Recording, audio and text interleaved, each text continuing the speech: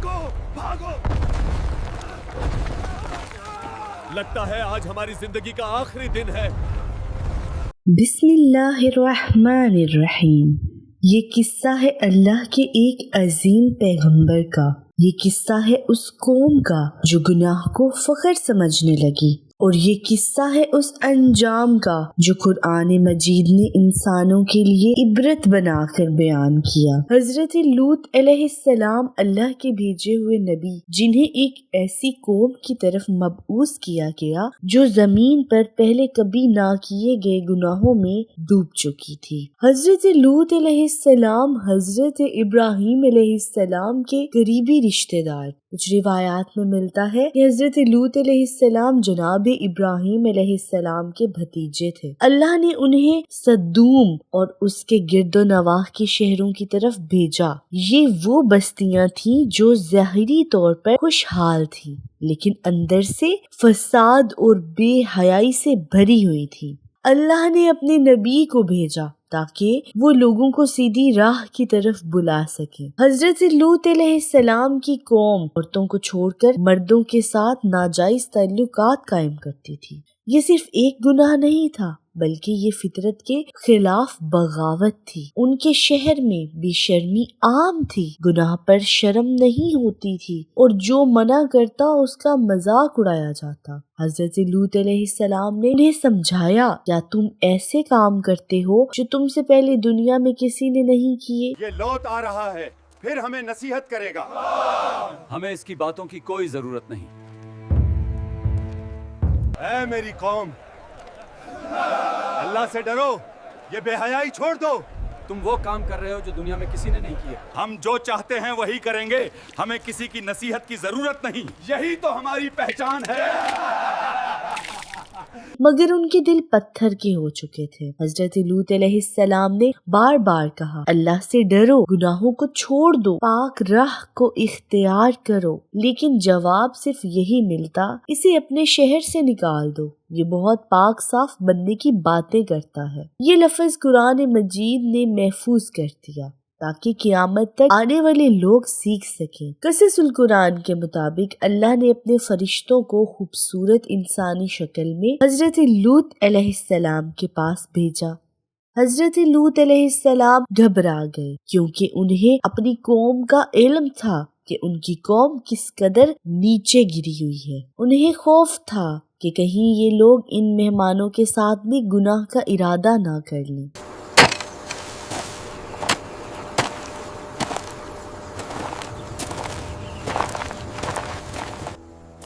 हम आपके मेहमान बनना चाहते हैं।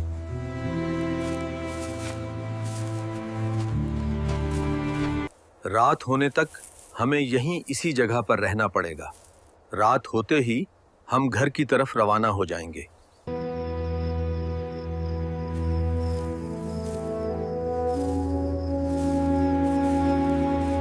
यहाँ एक बहुत दर्दनाक हकीकत सामने आती है, और वो हजरत लूत अलैहिस्सलाम की बीवी है। जाहिर में नबी के घर में, लेकिन दिल से कौम के साथ। क़ससुल कुरान बयान करता है कि उसने चिराग जलाकर शहर वालों को इशारा दिया कि मेहमान आ गए हैं। ये गद्दारी नहीं तो और क्या थी? तो ये गद्दारी थी, ये ईमान की नाकामी थी। इस वजह से अल्लाह ने उसे भी नजात नहीं दी। कौम गुनाह के इरादे से घर पर आ गई। तब फरिश्तों ने अल्लाह के हुक्म से उनकी आंखों पर अंधापन डाल दिया। वो दर दर भटकते रहे, लेकिन कुछ देख न सके। ये अल्लाह की कुदरत का पहला इशारा था। फरिश्ते ने हजरत लूत अलैहिस्सलाम से कहा, रात ही रात में अपने घर वालों के साथ शहर को छोड़ दें और पीछे मुड़कर ना देखिएगा। आप परेशान ना हो, हम अल्लाह की तरफ से भेजे गए फरिश्ते हैं जो आपको बिशारत देने आए हैं।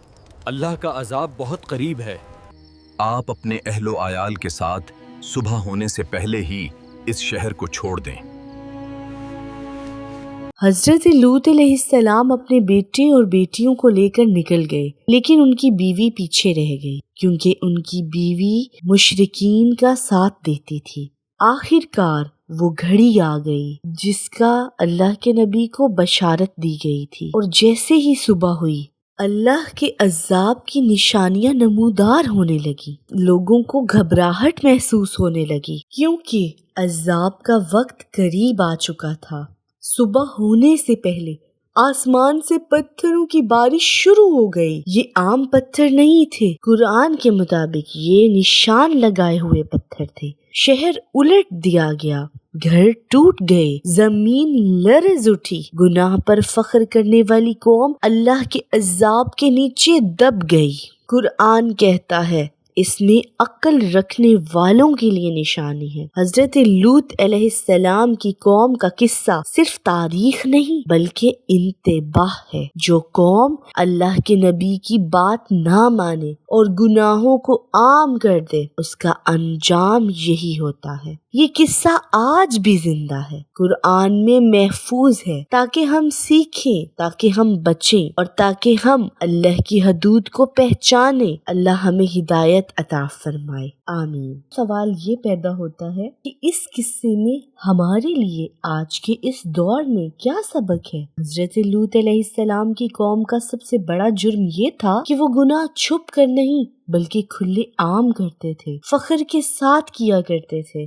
انہیں اپنے عمل پر ذرا برابر شرم نہیں آتی تھی۔ آج کے زمانے میں گناہ کو انٹرٹینمنٹ بنا دیا گیا ہے۔ TV, movies, social media پر غلط رویوں کو نارمل اور ماڈرن کہا جاتا ہے۔ جو چیز کل تک غلط تھی آج اسے ایکسیپٹنس کا نام دے دیا گیا ہے۔ یہ بالکل وہی رویے ہیں جو قوم لوط کا تھا۔ قوم لوط کا جرم صرف ایک گناہ نہیں تھا بلکہ انسانی فطرت کے خلاف بغاوت تھی۔ اللہ نے مرد اور عورت کو ایک دوسرے کے لیے پیدا کیا، نکاح کو حلال راستہ بنایا۔ انہوں نے اس رشتے کو چھوڑ دیا اور انہوں نے اپنا رشتہ بنا لیا جو کہ ناجائز تھا، جو کہ اللہ کے قانون کی سراسر خلاف ورزی تھی۔ جس طرح ہم آج کی مثال لے لیں کہ فطرت کے خلاف رویوں کو پروموٹ کیا جا رہا ہے، بچوں کے ذہن میں بھی غلط تصور ڈالا جا رہا ہے۔ جو منع کرے اسے انٹالرنٹ کہا جاتا ہے، اسے یہ کہا جاتا ہے کہ تمہیں تو کچھ پتا نہیں، ہم جو کر رہے ہیں